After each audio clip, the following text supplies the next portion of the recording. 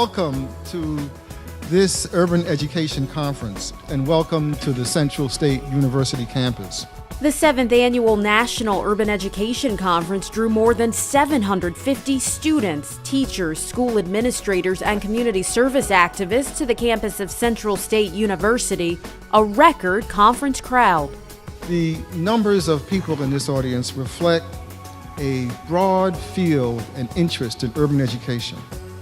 We all recognize that there's a need for qualified teachers to teach in urban school districts.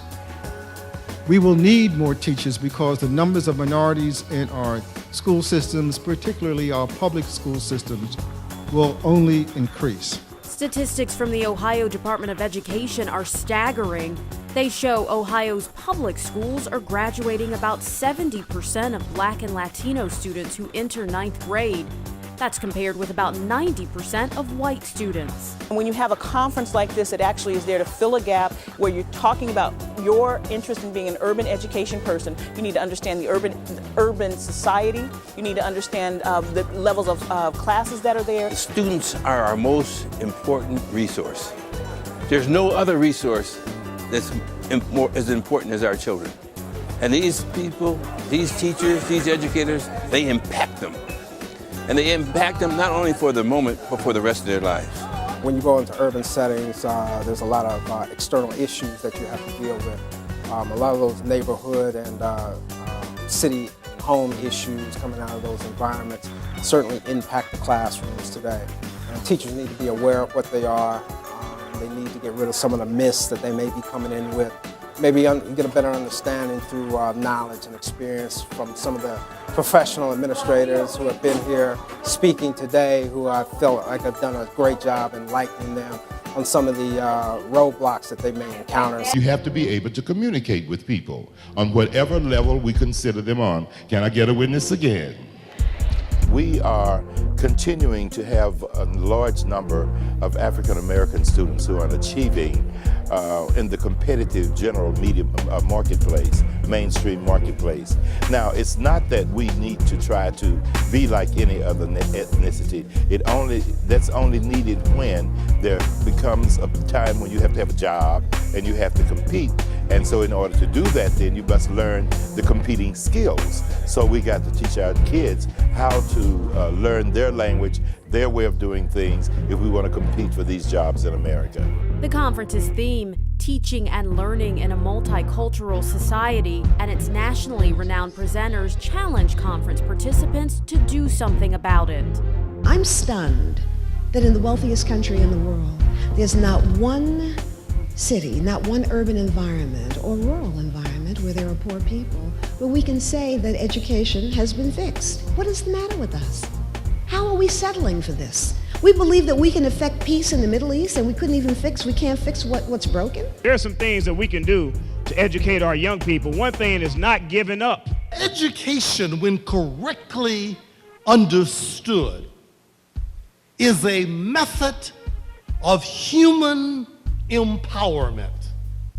As noted scholar Dr. Naeem Akbar emphasized in his keynote address, successful education of students of any color involves understanding their culture and their unique issues. So the importance of identity and how culture shapes and informs identity is a key part of whether or not our students are able to perform.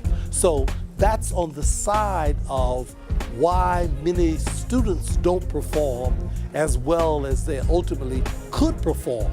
We gotta make the avatar connection. Now what is the avatar connection? We gotta create a brand new relationship that was created among two different species. That would be us and our students.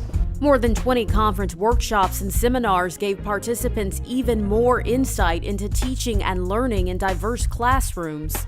I really enjoyed learning about how to connect with different students and really learning about their backgrounds and how to utilize that in the classroom to help them learn. The point I brought up is so that I can learn more than just the urban setting. I can learn about suburban settings and rural settings and how can I teach there and what can I say and can't say in cultural norms.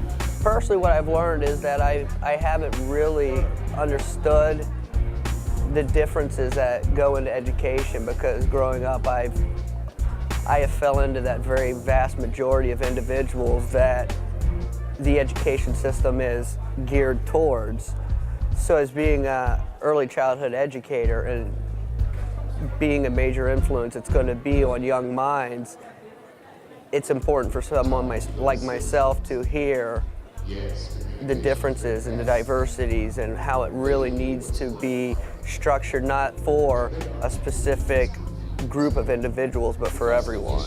Just say, can you back up and explain Leadership 101 to me again? If I can have the same student become an entrepreneur on the street, why can't we have him become an entrepreneur on Wall Street?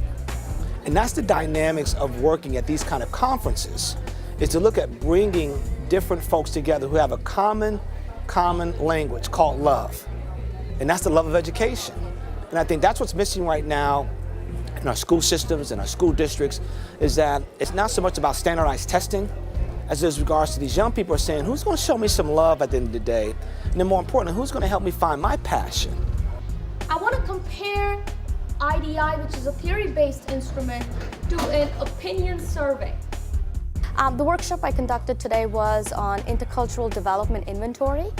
It's an inventory that's statistically valid, and it's used really from an intervention perspective within the academia, the organization world, to help customize interventions and help the learner, which could be a faculty member or a student, identify where they are on the intercultural continuum.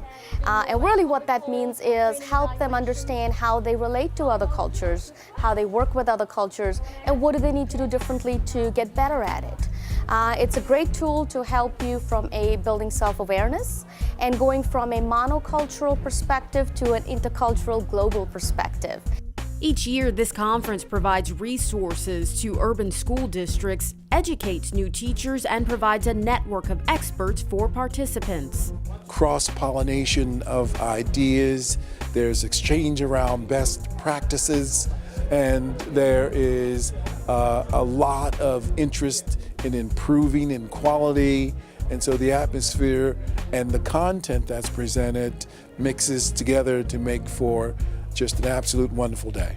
You meet a lot of professionals, a lot of people who have been in the field for a long time working with students, and you can learn a lot from a lot of these people who do these conferences. If it's not a passion, you shouldn't do it. You really, honestly and truthfully can't work in education if you don't have a passion for it, because it's hard work.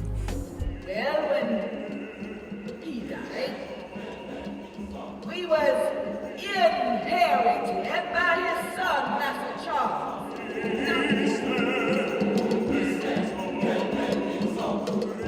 The day ended with a community celebration on the Cedarville University campus. Cedarville partnered with Central State in presenting this year's conference. We all are on a learning curve, and we need to join hands and go on this journey together and learn more and more about each other. What began as a conference of 35 people has grown into this national event.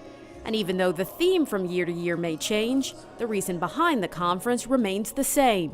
What we've basically done is have a vehicle that would bring on our campus the leading minds in the area of urban teaching.